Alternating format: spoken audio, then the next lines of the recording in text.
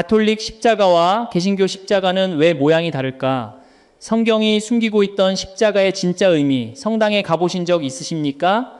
십자가 한가운데 예수님이 계십니다. 가시관을 쓰고 계십니다. 양손과 양발에 못자국이 있습니다. 고개를 숙이고 계십니다. 그 모습을 바라보고 있으면 가슴이 먹먹해집니다. 그런데 교회에 오시면 다릅니다. 십자가만 있습니다. 예수님이 안 계십니다. 나무 십자가만 덩그러니 걸려 있습니다. 같은 예수님을 믿는데 왜 십자가가 다른 걸까요? TV에 성당이 나오면 십자가만 봐도 아, 저기는 성당이구나 하고 아실 겁니다. 교회가 나오면 저기는 교회구나 바로 아시지요?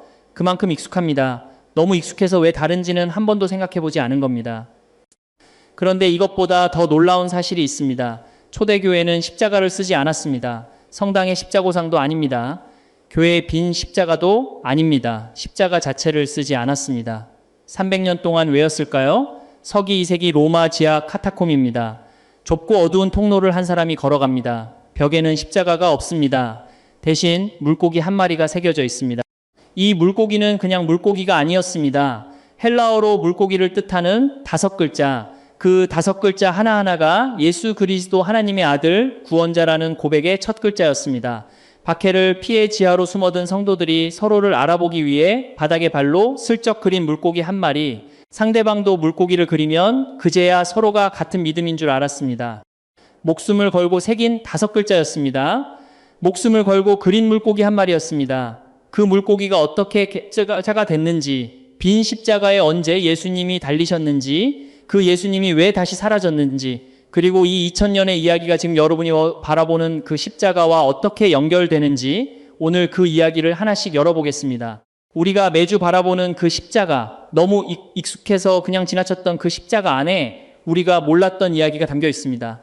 오늘 이 이야기를 끝까지 들으시면 여러분의 십자가가 달라지실 것입니다. 이 말씀이 마음에 닿으신다면 댓글에 아멘으로 고백해 주세요. 지금부터 시작했습니다. 첫 번째, 저주의 나무. 초대교회가 십자가를 차마 쓸 수 없었던 이유. 로마 도로변입니다. 나무 기둥이 서 있습니다. 거기에 사람이 매달려 있습니다. 이것이 십자가였습니다. 스타우로스. 헬라어로 십자가를 뜻하는 이 단어의 원래 뜻은 뾰족한 말뚝이었습니다. 땅에 박아놓은 나무 기둥, 거기에 사람을 매달았습니다. 아무나 달리지 않았습니다. 가장 흉악한 범죄자, 반역자, 도망친 노예, 로마 시민권을 가진 사람은 이 형벌을 받지 않았습니다. 그만큼 수치스러운 죽음이었습니다. 못이 손목을 뚫는 순간 사형수의 비명이 터집니다. 숨을 쉬려면 못 박힌 발로 몸을 밀어 올려야 했습니다. 올릴 때마다 등이 나무에 긁혔습니다. 이것을 더 이상 반복할 힘이 없어질 때 그때 죽는 겁니다. 몇 시간이 아니었습니다. 길게는 며칠이 걸렸습니다. 로마는 이 광경을 일부러 보여줬습니다. 도로변에 세워놓았습니다. 반항하면 이렇게 된다. 사형 도구이자 공포의 도구였습니다. 초대교회 성도들은 이 장면을 직접 본 사람들이었습니다. 골고다 언덕에서 벌어진 일을 눈으로 목격했거나 그 이야기를 생생하게 전해 들은 사람들이었습니다. 그런데 율법은 한 걸음 더 나아갔습니다. 갈라디아서 3장 13절입니다. 기록된 바 나무에 달린 자마다 저주 아래에 있는 자라 하였습니다. 원래 신명기 21장 23절의 말씀입니다. 나무에 달려 죽은 사람은 하나님께 저주받은 자라는 뜻이었습니다. 여러분, 이것이 무엇을 의미하는지 아시겠습니까? 로마 사람들 눈에 십자가는 처형 도구였습니다. 유대인들 눈에 십자가는 저주의 증거였습니다. 세상 어디에서도 이것은 사랑이 아니었습니다. 이 사람들에게 십자가를 우리의 상징으로 삼자고 하면 어떤 느낌이었겠습니까? 그래서 초대교회 성도들은 다른 것을 택했습니다. 카타콤 벽을 따라 걸어가 보십시오. 어두운 통로, 희미한 등불 아래 벽면에 새겨진 것들이 보입니다. 물고기가 보입니다. 도입부에서 말씀드린 그 익투스입니다. 그 옆에 닷이 새겨져 있습니다. 배를 묶어두는 닷. 히브리서 6장 19절이 소망이 우리에게 영혼의 닷 같아서 폭풍 속에서도 흔들리지 않는 소망. 박해 한가운데서 우리의 소망은 닷처럼 단단하다고 새긴 겁니다. 조금 더 가면 양 한 마리가 보입니다. 세례 요한이 예수님을 처음 보고 외쳤던 그 고백. 보라, 세상 죄를 지고 가는 하나님의 어린 양이로다. 요한복음 1장 29절.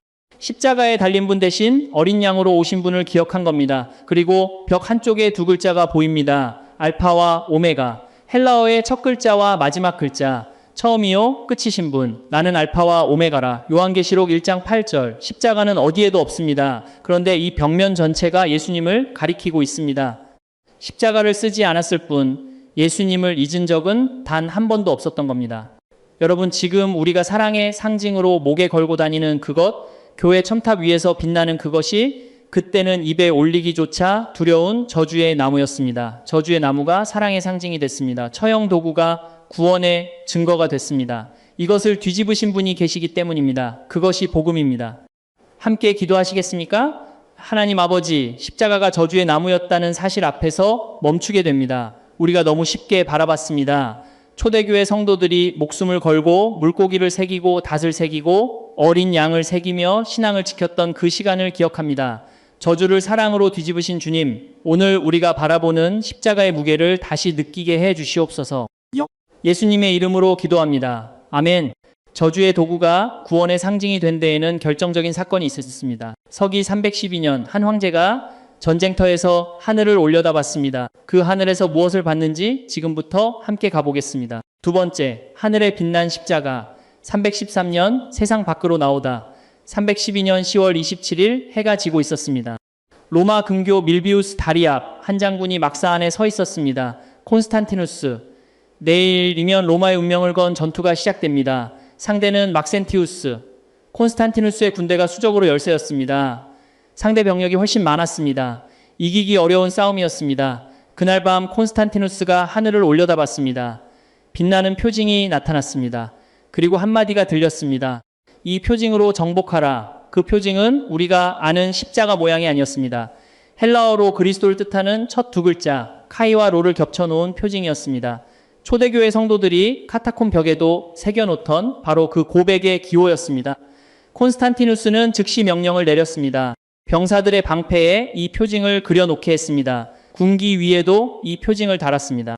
다음 날 312년 10월 28일 밀비우스 다리 위에서 두 군대가 충돌했습니다. 콘스탄티누스가 직접 기병대의 선두에 섰습니다. 다리 위로 정면 돌격을 감행했습니다. 막센티우스의 군대가 무너졌습니다. 병사들이 좁은 다리 위로 밀렸습니다. 막센티우스 자신도 강에 빠져 전사했습니다. 이기기 어려운 싸움이었습니다. 그런데 이겼습니다. 콘스탄티누스는 이 승리를 자기 실력이라고 하지 않았습니다. 그리스도의 이름 덕분이라고 선언했습니다.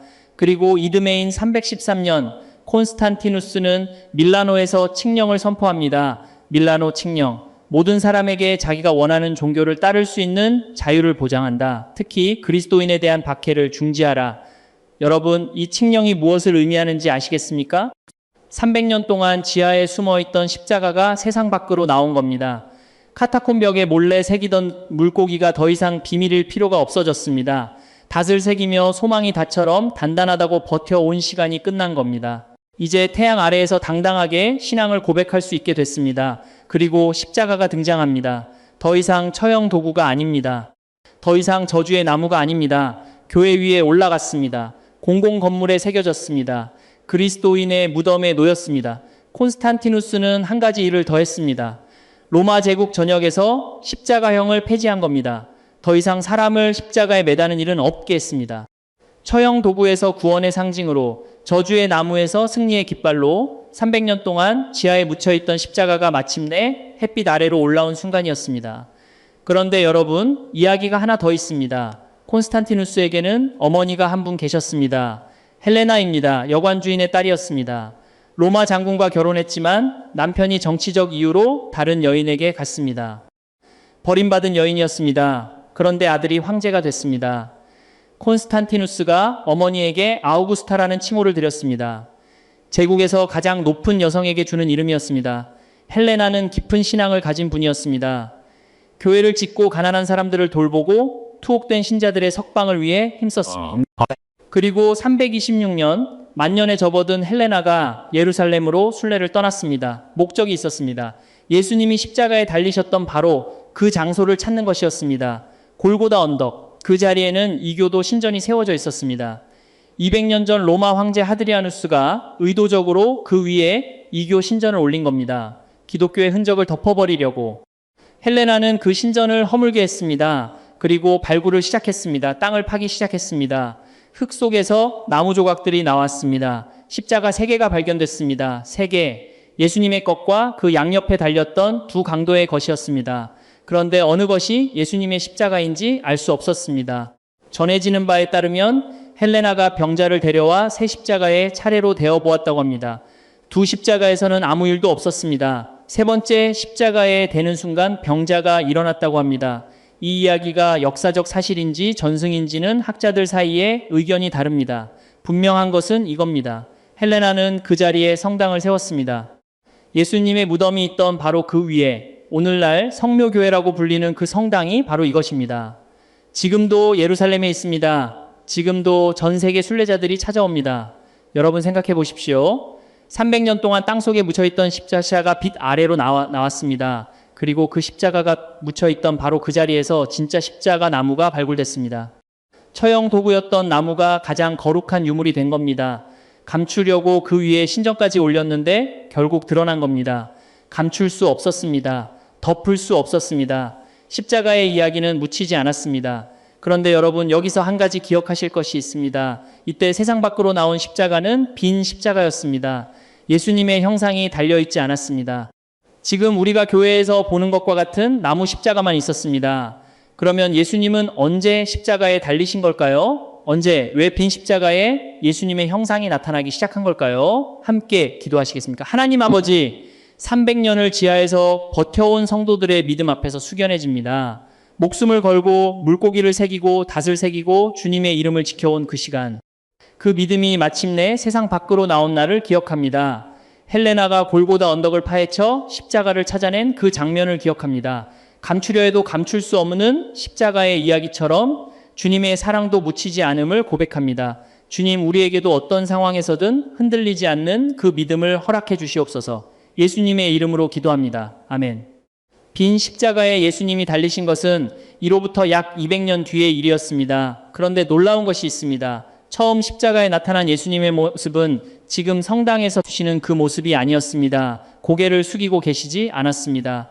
눈을 감고 계시지 않았습니다. 정반대였습니다. 세 번째, 왕관에서 가시관으로 십자가 위 오색이. 십자가가 세상 밖으로 나온 지 약 200년이 흘렀습니다. 이때 처음으로 십자가 위에 예수님의 형상이 나타나기 시작합니다. 그런데 놀라운 것이 있습니다. 지금 우리가 성당에서 보는 그 모습이 아니었습니다. 고개를 숙이고 계시지 않았습니다. 눈을 감고 계시지 않았습니다. 고통스러운 표정이 아니었습니다. 정반대였습니다. 눈을 뜨고 계셨습니다. 정면을 바라보고 계셨습니다. 가시관이 아니라 영광의 관을 쓰고 계셨습니다. 두 팔을 벌리고 당당하게 서 계셨습니다. 죽은 분이 아니었습니다. 살아계신 분이었습니다. 십자가 위에서 죽으신 분이 아니라 십자가 위에서 다스리시는 왕으로 표현된 겁니다. 빌립보서 2장 8절에서 9절입니다. 십자가에 죽기까지 복종하셨으므로 하나님이 그를 지극히 높여 모든 이름 위에 뛰어난 이름을 주사 초기 그리스도인들이 십자가 위에서 본 것은 고통이 아니라 승리였습니다. 죽음이 아니라 부활이었습니다. 수치가 아니라 영광이었습니다. 그래서 처음 십자가에 나타난 예수님은 왕이셨습니다. 그런데 800년이 흐르면서 십자가 위에 예수님이 서서히 바뀌기 시작합니다. 13세기 이탈리아 아시시 한 청년이 있었습니다. 부유한 포목상의 아들이었습니다. 돈 걱정 없이 자랐고 친구들 사이에서 인기가 많았고 기사가 되어 전쟁터에 나가는 것이 꿈이었습니다. 이 청년의 이름이 프란치스코였습니다. 프란치스코는 전쟁에 나갔다가 포로가 됐습니다. 풀려나서 돌아왔지만 이전에 그가 아니었습니다. 세상의 영광이 허무하게 느껴지기 시작한 겁니다. 어느 날 프란치스코가 아시시 외곽을 걷고 있었습니다. 허물어져가는 작은 성당 하나가 보였습니다. 산 다미아노 성당이었습니다. 문을 열고 들어갔습니다. 어둡고 좁은 성당 안, 제단 위에 낡은 나무 십자가 하나가 걸려 있었습니다. 프란치스코가 그 십자가 앞에 무릎을 꿇었습니다. 그 십자가 위에 예수님은 고개를 숙이고 계시지 않았습니다. 눈을 뜨고 정면을 바라보고 계셨습니다. 영광의 관을 쓰고 계셨습니다. 오세기부터 이어져 온 바로 그 모습이었습니다. 프란치스코가 기도를 시작했습니다. 눈물이 흘렀습니다. 그때 음성이 들렸습니다. 프란치스코야, 가서 무너져 가는 나의 집을 고쳐라. 3번이나 같은 말씀이었습니다. 프란치스코는 그 자리에서 일어났습니다. 그날부터 그의 삶이 완전히 바뀌었습니다. 아버지의 재산을 포기했습니다. 입고 있던 옷까지 벗어 아버지 앞에 내려놓았습니다. 맨몸으로 빈손으로 가난한 자들 사이로 걸어 들어갔습니다. 프란치스코가 시작한 것은 성당 수리가 아니었습니다. 가난과 겸손으로 예수님의 삶을 그대로 따라가는 운동이었습니다. 그리고 프란치스코의 영성이 유럽 전체를 바꾸기 시작했습니다. 프란치스코와 그를 따르는 사람들은 예수님의 고통에 깊이 주목했습니다. 왕관을 쓴 승리의 그리스도가 아니라 가시관을 쓰고 못 박히신 그리스도. 그분이 실제로 얼마나 아프셨는지, 우리와 똑같은 살과 피를 가지시고 우리와 똑같이 고통을 느끼셨다는 그 사실, 이것을 묵상하기 시작한 겁니다. 이 영성이 퍼져나가면서 십자가 위에 예수님이 바뀌기 시작합니다. 영광의 관이 가시관으로 바뀌었습니다. 뜨고 계시던 눈이 감겼습니다. 당당하게 서 계시던 몸이 축 늘어졌습니다. 왕의 모습이 사라지고 고통받는 인간의 모습이 나타났습니다. 지금 우리가 성당에서 보는 바로 그 모습입니다. 가시관 못자국, 숙인 고개. 이것이 지금 가톨릭 십자고상의 시작이었습니다. 여러분, 같은 십자가입니다. 같은 예수님입니다. 그런데 5세기에는 승리하신 왕을 보았고 13세기에는 고통받으신 분을 보았습니다. 둘 다 예수님입니다. 둘 다 십자가 위에 계십니다. 어디에 눈을 맞추느냐가 달랐던 겁니다. 부활에 눈을 맞추면 왕관이 보입니다. 고난에 눈을 맞추면 가시관이 보입니다.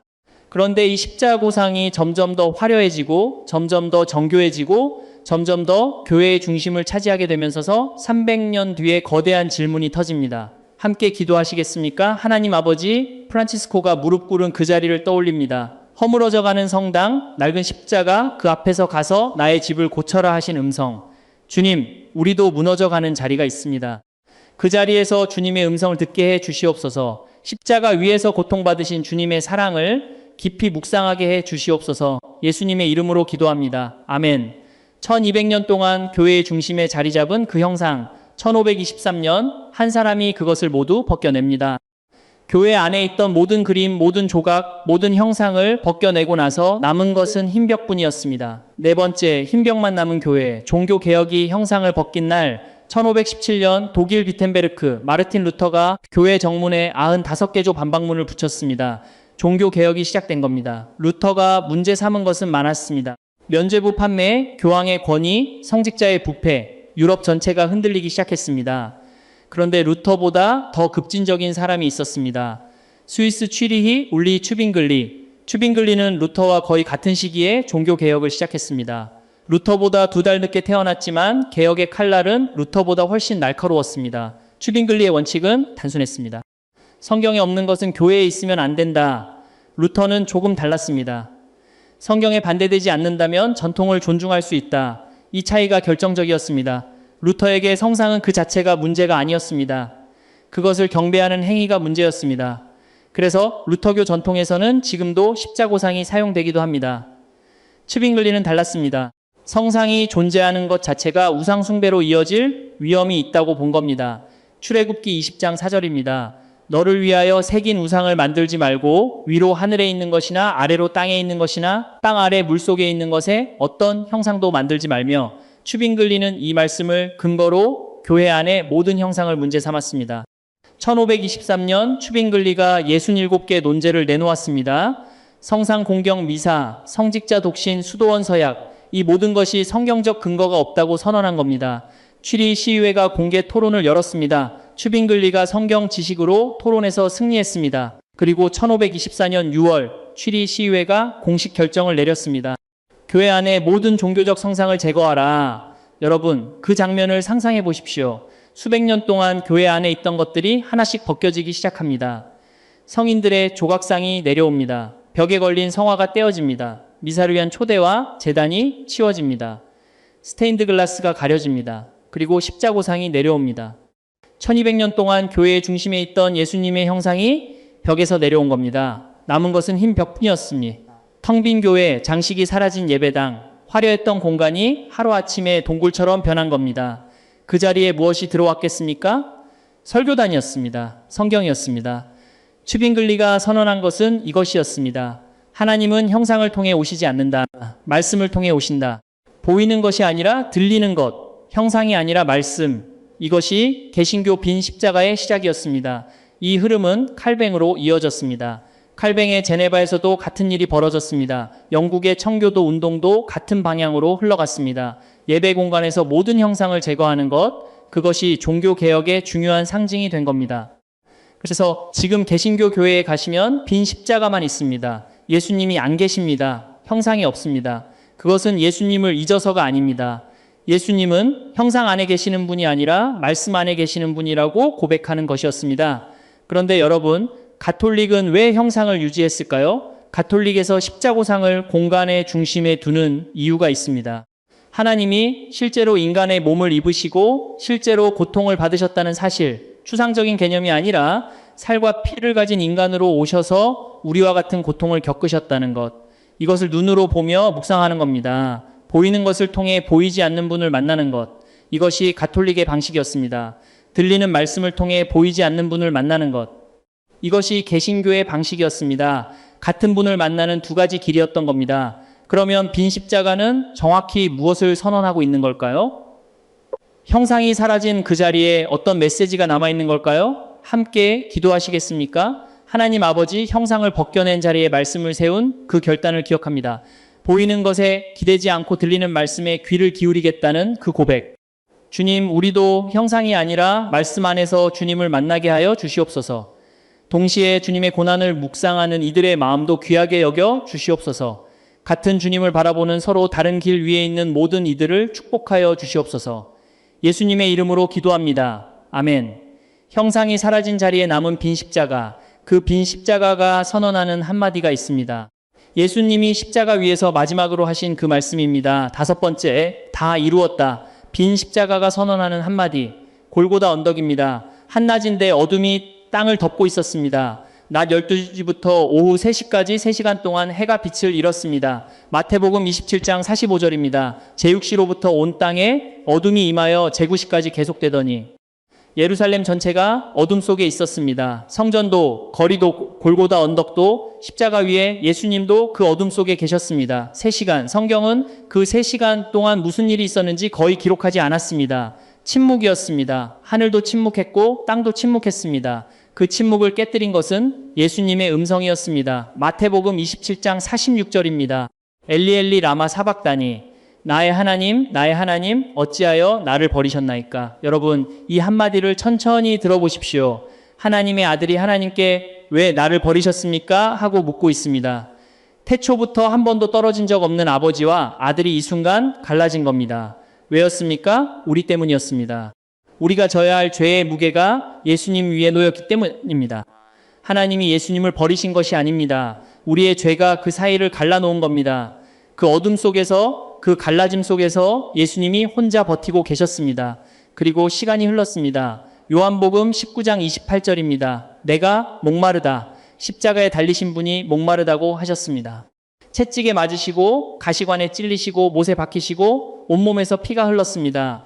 그 갈증이 얼마나 극심했겠습니까? 누군가 해면에 신 포도주를 적셔서 예수님의 입에 갖다 대었습니다. 그리고 그 순간 예수님이 입을 여셨습니다. 요한복음 19장 30절입니다. 다 이었다. 이 한마디가 2000년 기독교 역사를 바꿨습니다.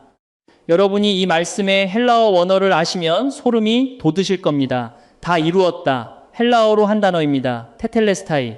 이 단어는 예수님 시대의 4가지 상황에서 쓰이던 특별한 단어였습니다. 첫째, 종이 주인에게 하는 말이었습니다. 주인이 맡긴 일을 완수했을 때 종이 주인 앞에 서서 테텔레스타이 하고 했습니다. 맡기신 일을 다 마쳤습니다. 예수님은 아버지가 맡기신 구원의 사명을 다 마치신 겁니다. 둘째, 제사장이 제물을 검사할 때 쓰는 말이었습니다. 제물에 흠이 없는지 꼼꼼히 살핀 후 합격이면 테텔레스타이라고 선언했습니다. 이 제물은 흠이 없다. 합격이다. 예수님은 흠 없는 하나님의 어린 양이셨습니다. 그분 자신이 제물이 되셨고 그 제물이 합격한 겁니다. 셋째, 작가가 작품을 완성했을 때 쓰는 말이었습니다. 붓을 놓으며 테텔레스타이. 완성이다. 하나님의 구원 작품이 이 십자가 위에서 완성된 겁니다. 그리고 넷째, 이것이 가장 중요합니다. 빚진 사람이 빚을 다 갚았을 때 쓰는 말이었습니다. 당시 로마 세계에서 빚을 지면 증서가 작성됐습니다. 얼마를 빌렸는지, 언제까지 갚아야 하는지 적힌 문서입니다. 그 빚을 다 갚으면 채권자가 그 증서 위에 한 단어를 적었습니다. 테텔레스타이. 완납. 이 빚은 다 갚아졌다.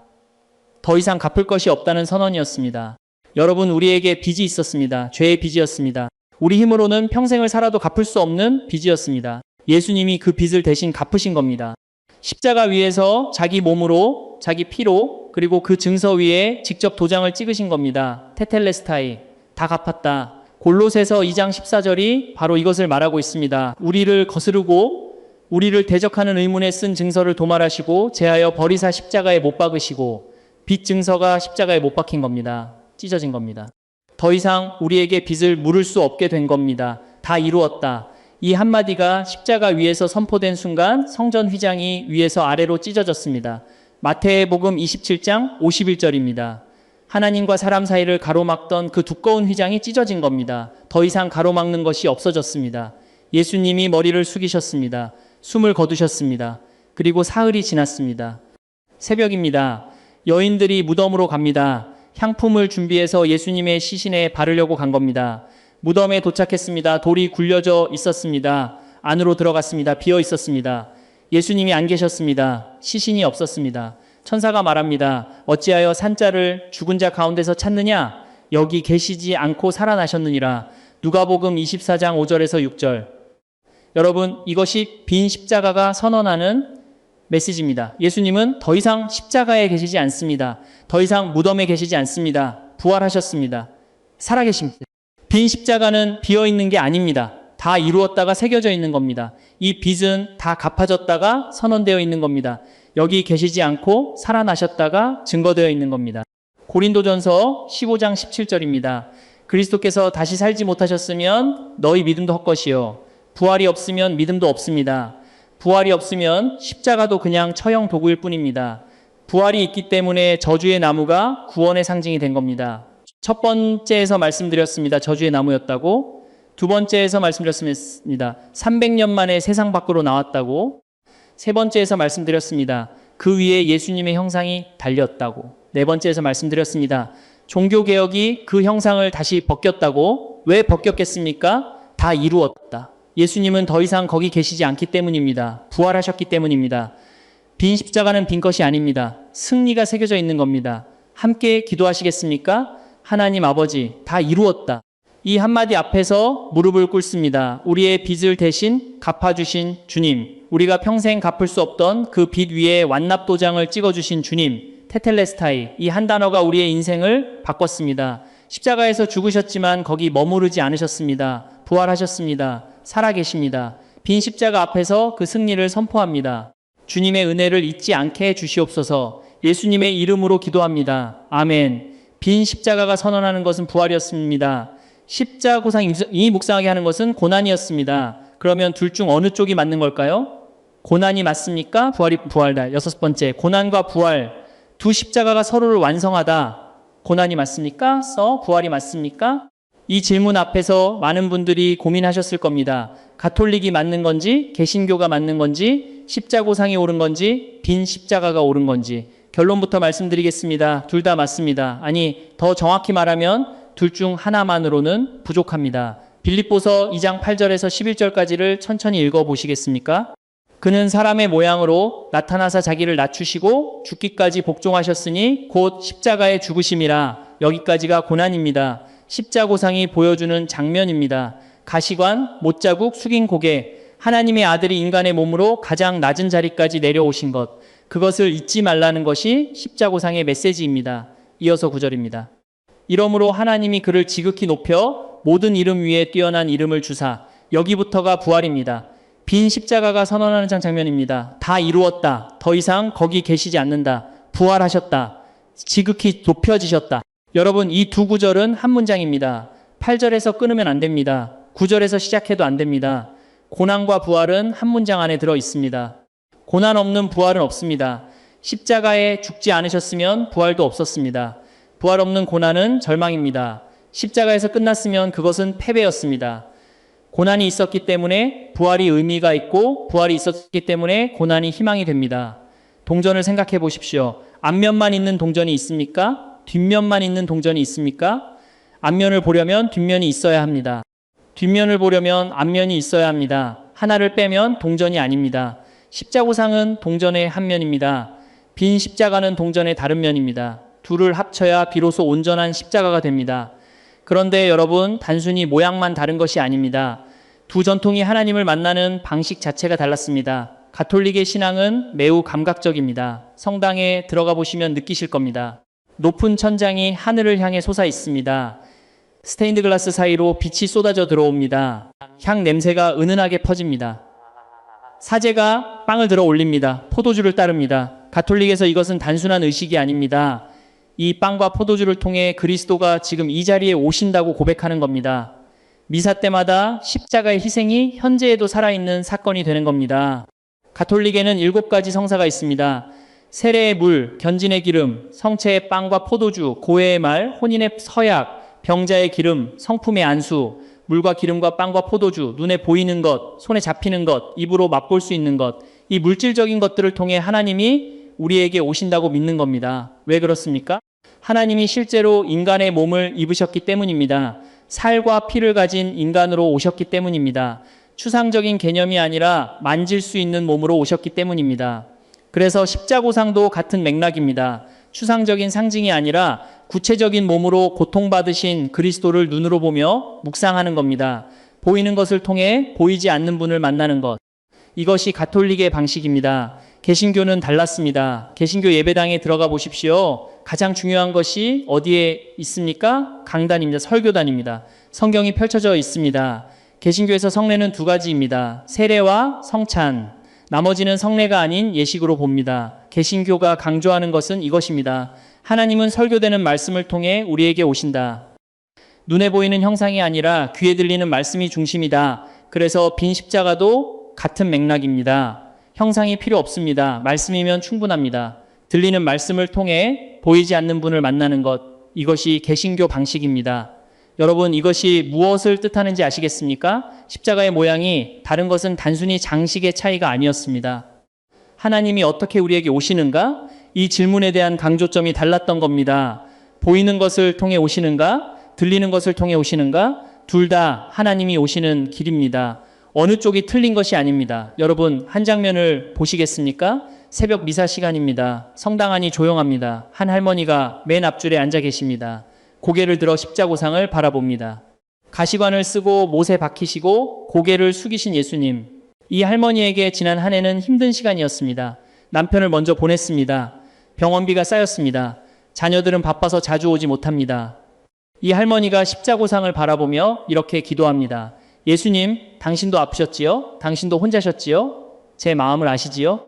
고통받는 예수님을 바라보면서 자기 고통이 혼자가 아니라는 위로를 받는 겁니다.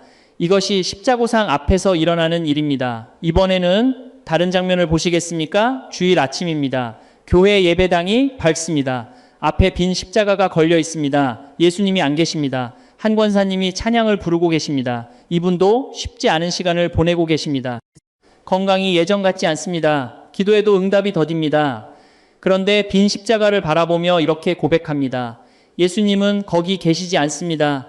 부활하셨습니다. 살아계십니다. 나의 문제도 십자가에서 끝나지 않을 것입니다. 빈 십자가를 바라보면서 내 상황도 여기서 끝이 아니라는 희망을 붙드는 겁니다.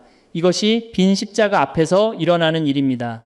여러분이 2장면을 보셨습니까? 성당의 할머니도 교회의 권사님도 바라보는 분은 같은 분이십니다. 예수 그리스도. 한 분은 고난을 통해 위로를 받고 계십니다. 한 분은 부활을 통해 희망을 붙들고 계십니다. 어느 쪽이 맞습니까? 둘 다 맞습니다. 고난의 위로도 예수님이시고 부활의 희망도 예수님이십니다. 혹시 이런 분 계십니까? 어머니는 성당에 다니시고 나는 교회에 다닙니다. 남편은 성당이고 아내는 교회입니다. 명절 때마다 마음이 불편합니다. 괜찮은 건지 물어보고 싶었던 적 있으시지요? 여러분, 바라보는 분은 같은 분이십니다. 가톨릭이 보는 예수님이 따로 있고 개신교가 보는 예수님이 따로 있는 것이 아닙니다. 같은 예수님입니다. 같은 사랑입니다. 어디에 눈을 맞추느냐가 달랐을 뿐입니다. 십자고상은 말합니다. 이분이 너를 위해 얼마나 아프셨는지 기억하라. 빈 십자가는 말합니다. 이분은 거기서 끝나지 않으셨다. 다시 사셨다. 이 2마디를 합치면 복음이 됩니다. 너를 위해 죽으셨고 너를 위해 다시 사셨다. 2 십자가는 서로를 부정하는 것이 아닙니다. 서로를 완성하고 있는 겁니다. 그런데 여러분, 성경은 십자가의 모양보다 더 무서운 경고를 하고 있습니다. 모양이 문제가 아닙니다. 형상이 문제가 아닙니다. 고상이냐 빈 십자가냐가 문제가 아닙니다. 진짜 문제는 따로 있습니다. 성경에 이런 장면이 있습니다. 하나님의 백성이 하나님의 형상을 직접 만들었습니다. 그리고 그 형상 앞에서 춤을 추며 경배했습니다. 그 형상을 여호와라고 불렀습니다. 이 장면이 왜 무서운지 지금부터 함께 보겠습니다. 함께 기도하시겠습니까?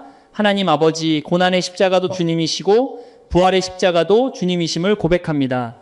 보이는 것을 통해 주님을 만나는 이들도 주님 앞에 있고 들리는 말씀을 통해 주님을 만나는 이들도 주님 앞에 있습니다.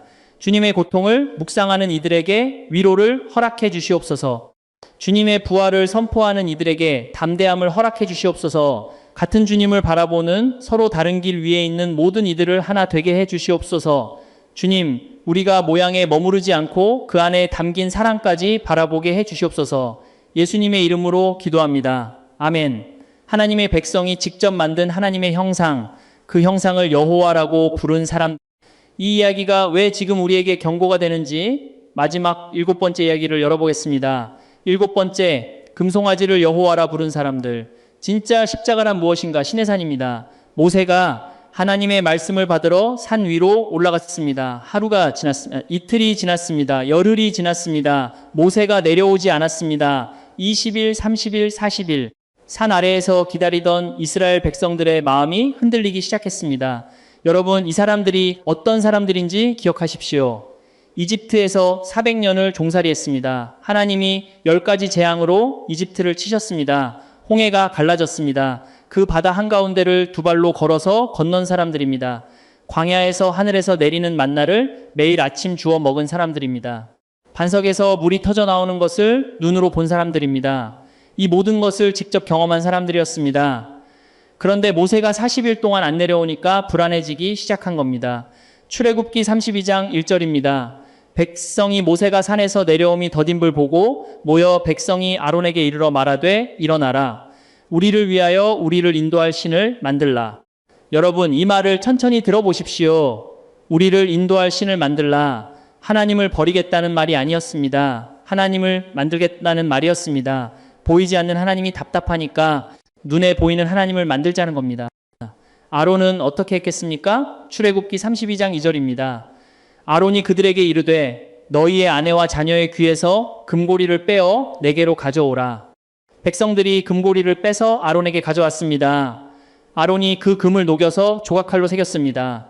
그 송아지가 만들어졌습니다. 왜 송아지였겠습니까? 이 사람들이 400년을 살았던 이집트에는 소를 신으로 섬기는 문화가 있었습니다.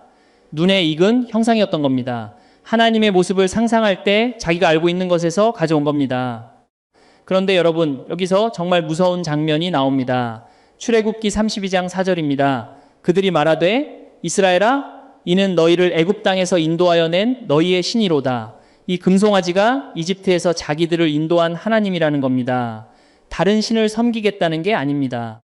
홍해를 가르신 그 하나님, 만나를 내리신 그 하나님, 반석에서 물을 터뜨리신 그 하나님, 그분의 형상이 이 금송아지라는 겁니다. 그리고 5절, 이 구절이 가장 무서운 구절입니다. 아론이 보고 그 앞에 제단을 쌓고 이에 아론이 공포하여 이르되 내일은 여호와의 절일지니라. 여러분 보이십니까? 아론이 이 금송아지를 뭐라고 불렀습니까? 여호와. 다른 신의 이름을 부른 것이 아닙니다. 여호와의 절기라고 선포한 겁니다. 이 금덩어리 앞에서 여호와께 제사를 드리겠다고 한 겁니다. 그 다음날 출애굽기 32장 6절입니다. 이튿날에 그들이 일찍이 일어나 번제를 드리며 화목제를 드리고 백성이 앉아서 먹고 마시며 일어나서 뛰놀더라. 아침 일찍 일어났습니다. 게으르지 않았습니다. 번제를 드렸습니다. 형식을 갖췄습니다. 화목제를 드렸습니다. 정성을 다했습니다. 먹고 마시며 뛰놀았습니다. 기뻐했습니다. 여러분, 이 장면을 자세히 보십시오. 이 사람들은 진심이었습니다. 게으르지도 않았고 불성실하지도 않았사오니다. 일찍 일어나서 제사를 드리고 기뻐하고 있었습니다. 문제는 하나였습니다. 그 모든 정성이 향하는 대상이 하나님이 아니라 자기가 만든 금덩어리였다는 것. 여기서 유대 전통은 이 사건을 뭐라고 부르는지 아십니까? 원죄에 가장 가까운 죄. 아담이 선악과를 먹은 것에 버금가는 사건으로 기억합니다. 왜 그렇게까지 무거운 사건입니까? 자기 손으로 하나님을 만들었기 때문입니다. 보이지 않는 하나님이 불안했습니다. 손에 잡히는 것이 필요했습니다. 눈에 보이는 것이 필요했습니다. 그래서 자기가 아는 형상으로 하나님을 만든 겁니다. 그리고 자기가 만든 그 형상에게 여호와라는 이름을 붙인 겁니다. 자기가 만든 하나님에게 제사를 드린 겁니다. 자기가 만든 하나님 앞에서 기뻐한 겁니다. 이것은 하나님을 섬긴 것이 아닙니다. 자기가 만든 하나님의 형상을 섬긴 겁니다. 그 형상을 만든 것은 자기 손입니다. 그 형상의 모양을 결정한 것은 자기 상상력입니다. 결국 이 사람들이 섬긴 것은 하나님이 아니라 자기 자신이었습니다. 자기가 원하는 모습의 하나님, 자기가 이해할 수 있는 크기의 하나님, 자기 손에 잡히는 하나님, 이것이 우상의 본질입니다. 시편 115편 4절에서 8절입니다. 그들의 우상은 은과 금이요 사람이 손으로 만든 것이라. 입이 있어도 말하지 못하며 눈이 있어도 귀가 있어도 듣지 못하며 그것을 만드는 자와 그것을 의지하는 자가 다 그와 같으리라. 우상을 만든 자가 우상과 같아진다고 했습니다. 자기 손으로 만든 것을 섬기면 결국 자기 자신을 섬기는 것이 된다는 뜻입니다. 여러분, 지금 우리에게 금송아지는 없습니다. 금을 녹여 형상을 만드는 사람은 없습니다. 그런데 정말 없습니까? 혹시 우리도 하나님을 우리 마음대로 만들고 있는 것은 아닙니까? 하나님은 이런 분이실 거야. 하나님이라면 이렇게 해주셔야지. 내가 이만큼 했으니까 하나님이 이만큼 해주시겠지. 이것이 마음속의 금송아지 아니겠습니까? 내 기도대로 응답해 주시는 하나님만 하나님입니까? 내 기대대로 움직이시는 하나님만 하나님입니까? 내가 이해할 수 있는 하나님만 하나님입니까? 그 순간 우리는 하나님을 섬기는 것이 아니라 내가 만든 하나님의 형상을 섬기고 있는 겁니다. 금송아지 앞에서 여호와라고 부르며 제사를 드렸던 그 사람들과 다르지 않은 겁니다. 여러분, 이것이 십자가의 모양보다 더 중요한 이유입니다. 십자고상이든 빈 십자가든 그것은 형상입니다. 형상은 도구입니다. 중요한 것은 그 도구 앞에 선 우리의 마음입니다. 십자고상을 바라보면서 예수님의 고난을 깊이 묵상하는 사람이 있습니다. 빈 십자가를 바라보면서 예수님의 부활을 힘차게 선포하는 사람이 있습니다. 둘 다 하나님 앞에 서 있는 겁니다. 그런데 십자고상 앞에 앉아 있으면서 마음은 딴 데 있는 사람이 있습니다. 빈 십자가 앞에서 찬양을 부르면서 마음은 내 욕심으로 가득한 사람이 있습니다. 이 사람들은 하나님 앞에 있는 것이 아닙니다.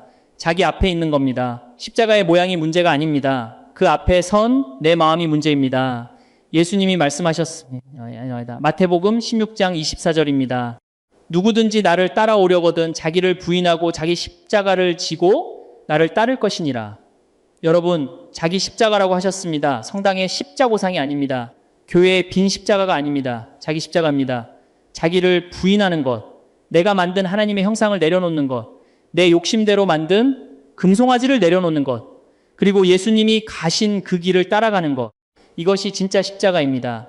도입부에서 여러분에게 질문했습니다. 같은 예수님을 믿는데 왜 십자가가 다른 걸까요? 이제 답이 보이십니까? 2000년 전 초대교회는 십자가를 쓰지 못했습니다. 저주의 나무였기 때문입니다. 300년이 지나서야 세상 밖으로 나왔습니다. 처음에는 빈 십자가였습니다. 200년이 더 지나서 예수님의 형상이 달렸습니다.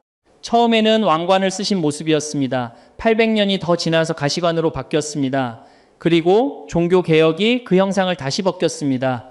빈 십자가가 남았습니다. 고난을 묵상하는 십자고상, 부활을 선포하는 빈 십자가. 2000년 동안 형태는 바뀌었지만 그 십자가가 가리키는 분은 한 번도 바뀌지 않았습니다. 중요한 것은 십자가의 모양이 아니었습니다. 그 십자가 앞에서 내가 무엇을 붙들고 있느냐? 내가 만든 하나님을 붙들고 있느냐? 하나님이 보여주신 하나님을 붙들고 있느냐? 이것이 진짜 질문이었습니다. 함께 기도하시겠습니까? 하나님 아버지, 오늘 긴 이야기를 따라왔습니다. 2000년의 이야기였습니다. 저주의 나무에서 시작해서 물고기와 닷으로 빈 십자가로 십자고상으로 다시 빈 십자가로 형태는 바뀌었지만 가리키는 분은 같은 분이셨습니다. 주님, 고백합니다. 우리도 마음속에 금송아지를 만들 때가 있었습니다. 내가 원하는 모습의 하나님을 만들어 놓고 그것이 하나님인 줄 착각할 때가 있었습니다. 오늘 그 금송아지를 내려놓겠습니다. 내가 만든 하나님의 형상을 내려놓겠습니다. 주님이 보여주시는 그대로의 주님을 받아들이겠습니다. 자기 십자가를 지겠습니다. 십자고상이든 빈 십자가든 그 앞에서 진심으로 주님을 바라보겠습니다. 예수님의 이름으로 기도합니다. 아멘. 통합 기도문, 사랑하는 하나님 아버지, 오늘 십자가 2000년 이야기를 따라왔습니다. 저주의 나무였던 십자가, 카타콤 벽에 몰래 새긴 물고기 한 마리, 300년 만에 세상 밖으로 나온 그 십자가, 왕관을 쓰고 당당히 서 계시던 예수님, 가시관으로 바뀌고 고개를 숙이신 예수님, 흰 벽만 남은 교회, 그리고 다 이루었다 한마디, 이 모든 이야기가 가리키는 분은 한 분이셨습니다. 우리를 위해 죽으시고 우리를 위해 다시 사신 예수 그리스도. 주님, 고백합니다.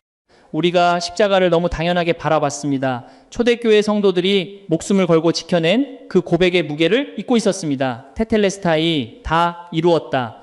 우리의 빚을 대신 갚아주신 주님, 그 완납의 도장 앞에서 무릎을 꿇습니다. 주님, 우리 마음속에 금송아지가 있다면 보여주시옵소서. 내가 만든 하나님, 내가 원하는 모습의 하나님, 내 손에 잡히는 하나님, 그것을 내려놓겠습니다. 주님이 보여주시는 그대로의 주님을 받아들이겠습니다. 십자고상 앞에서 고난을 묵상하는 이들에게 위로를 허락해 주시옵소서. 빈 십자가 앞에서 부활을 선포하는 이들에게 담대함을 허락해 주시옵소서. 같은 주님을 바라보는 모든 이들이 하나 되게 해 주시옵소서. 모세처럼 주님의 말씀 앞에 엎드리겠습니다. 바울처럼 십자가의 도를 자랑하겠습니다. 프란치스코처럼 가서 나의 집을 고치라 하신 그 음성에 순종하겠습니다. 자기를 부인하고 자기 십자가를 지고 주님을 따르겠습니다. 예수님의 이름으로 기도합니다. 아멘. 마무리. 오늘 함께 긴 이야기를 따라오셨습니다. 저주의 나무가 어떻게 사랑의 상징이 됐는지, 300년 동안 숨어있던 십자가가 어떻게 세상 밖으로 나왔는지, 빈 십자가에 예수님이 언제 왜 달리셨는지, 왕관이 어떻게 가시관으로 바뀌었는지, 종교 개혁이 왜 그 형상을 다시 벗겼는지, 다 이루었다 한마디가 무엇을 선언하고 있는지, 두 십자가가 어떻게 서로를 완성하는지, 그리고 금송아지가 왜 지금 우리에게 경고가 되는지 도입부에서 질문했습니다. 같은 예수님을 믿는데 왜 십자가가 다른 걸까요? 2000년의 이야기를 따라오시면서 답을 찾으셨습니까? 십자가의 모양이 달라진 것이 아니었습니다. 십자가를 바라보는 눈이 달라진 겁니다. 고난을 바라본 사람들은 형상을 세웠습니다. 부활을 바라본 사람들은 형상을 벗겼습니다. 둘 다 같은 분을 바라보고 있었습니다. 그리고 진짜 중요한 것은 모양이 아니었습니다. 그 십자가 앞에 선 나의 마음이었습니다. 내가 만든 하나님을 붙들고 있는지, 하나님이 보여주신 하나님을 붙들고 있는지, 여러분은 오늘 어떤 십자가 앞에 서 계십니까? 그리고 그 앞에서 무엇을 붙들고 계십니까? 오늘 이 이야기 중에 가장 마음에 닿은 것이 무엇이었습니까? 댓글에 남겨주세요. 주님, 제 마음속 금송아지를 내려놓겠습니다. 주님, 십자가의 무게를 다시 느끼게 해주세요. 주님, 자기 십자가를 지겠습니다. 여러분의 그 한 줄이 오늘 이 말씀을 마음에 새기는 고백이 될 것입니다. 이 이야기가 필요한 분이 주변에 계시다면 나눠주세요. 여러분의 작은 나눔 하나가 누군가에게는 십자가를 다시 바라보는 눈이 될 수 있습니다.